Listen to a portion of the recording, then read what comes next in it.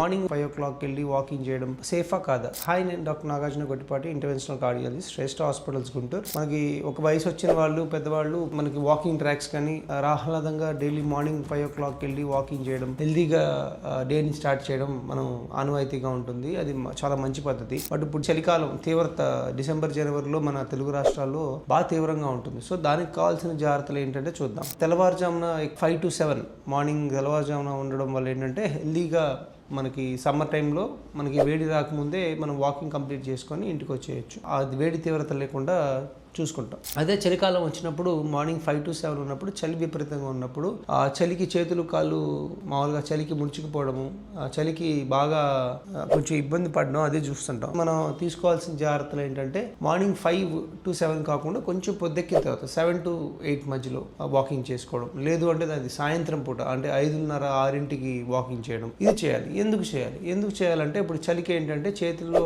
రక్తనాళాలు ముడుచుకుపోవడం, కాళ్ళల్లో రక్తనాళాలు ముడుచుకుపోవడం వల్ల ఏంటంటే గుండె మీద కూడా భారం పడుతుంది. సో హార్ట్ పేషెంట్స్కి మరి ముఖ్యంగా హార్ట్ ఫెయిల్యూర్ కానీ లేకపోతే హార్ట్ అటాక్ ప్రెసిపిటేట్ అయ్యే అవకాశం ఉంటుంది. సో అవన్నీ అవాయిడ్ చేయడానికి మనం మ్యాక్సిమం చలిలోకి వెళ్ళొద్దని చెప్తాం. సో ఒకవేళ ఈ మార్నింగ్ టైం షిఫ్ట్ చేసుకున్న తర్వాత ఇంకేం జాగ్రత్తలు తీసుకోవాలంటే గ్లౌజ్ వేసుకోవడం, సాక్స్ వేసుకోవడం, కుదిరితే ఏమైనా మనకి ఫేస్ కవర్ చేసుకోవడం, అంటే మనకి ఇంతకు ముందులాగా మంకీ క్యాప్స్ లాగా ఉండేది, లేకపోతే స్కార్ఫ్స్ లాగా కట్టుకోవడం. సో చలికి ఎక్కువ ఎక్స్పోజ్ కాకపోవడం, కుదిరినంత వరకు మనం ఓపెన్ ఏరియాస్ కాకుండా క్లోజ్డ్ ఏరియాస్లో ఒకవేళ ఇన్ కేస్ ఎర్లీగా వాకింగ్ చేయాలనుకునే వాళ్ళు చేసుకోవడం. ఇవన్నీ జాగ్రత్తలు తీసుకుంటే మనం హెల్తీగా ఉండడంతో పాటు మన హెల్త్ బెనిఫిట్స్తో పాటు మన చలి వల్ల వచ్చే ప్రభావాన్ని కూడా మనం తగ్గించవచ్చు.